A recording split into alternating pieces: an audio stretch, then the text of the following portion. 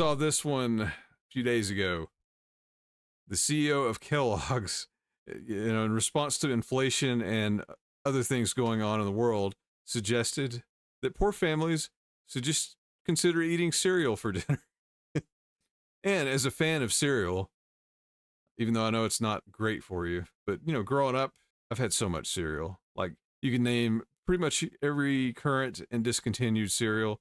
There's a very good chance I've had it, and I have opinions on it. Frosted Flakes, they're great. But currently, they're not that great. They're not great enough to replace dinner, although sometimes I've totally done that, but that was not out of necessity. That was out of laziness. But Gary Pilnick, the CEO of Kellogg's, so he had a bad take on this.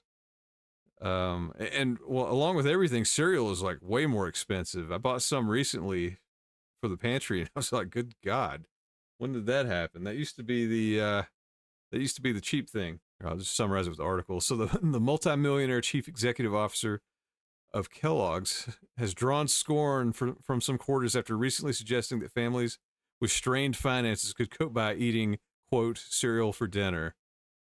And so he was speaking live. This was on live TV, by the way, on CNBC. And, yeah, not too different than saying, let them eat cake. So, Marie Antoinette is now joined by Tony the Tiger. And who else does Kellogg's have? They don't have, I don't know, they got the cornflake rooster. So anyways, the cereal category has always been affordable, and it tends to be a great destination when consumers are under pressure, he said amid a discussion of high grocery prices. Oh, gosh. If you think about the cost of cereal for a family versus what they might otherwise do, that's going to be much more affordable. Yeah, I don't know about that. Honestly, like, now as a grown-up, as an adult that has adult hunger, I treat cereal like a dessert. Like, I don't eat it for breakfast. It's pure sugar in most cases. There's a few decent ones, I guess, but you can do better. I mean, if you're trying to eat a healthy breakfast, get oatmeal, don't get cereal.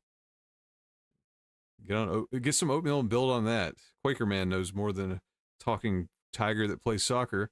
So his companies include Frosted Flakes, Fruit Loops, Corn Pops, and Rice Krispies. Yum, yum. Sounds like health. So the host actually asked if he was afraid the remarks would, quote, land the wrong way. And the CEO even doubled down, saying, in fact, it's landing really well right now. Cereal for dinner is something that's probably more on trend now, and we would expect it to continue as that consumer is under pressure.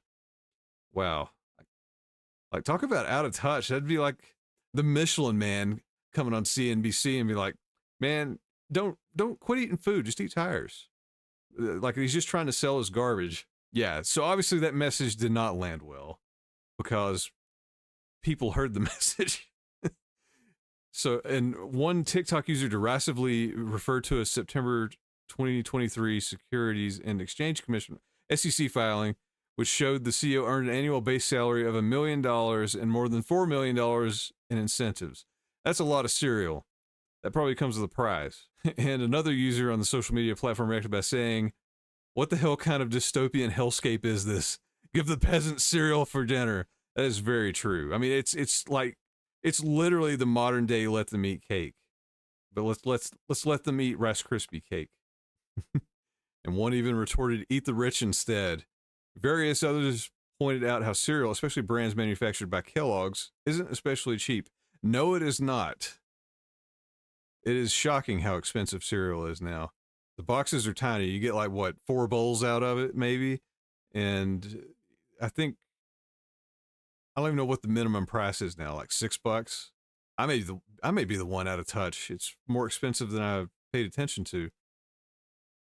One person argued that a $10 family-sized box of cereal along with a $3 carton of milk would cost about the same as frozen lasagna meant to feed the same amount of people for dinner. That's very true. The best air money can buy. Yeah, soon they're going to be selling us canned air like in Spaceballs. So, okay, I guess this has been an ongoing campaign. I have not been aware of this. Kellogg's has been touting its cereal for dinner campaign since about 2022, when food prices increased by almost 10%, more than any year since 1979. Yeah, if you're anywhere in the world, this is not news. It's insane how much things cost now. Bureau of Labor Statistics data shows cereal prices have jumped 28% in the last 4 years.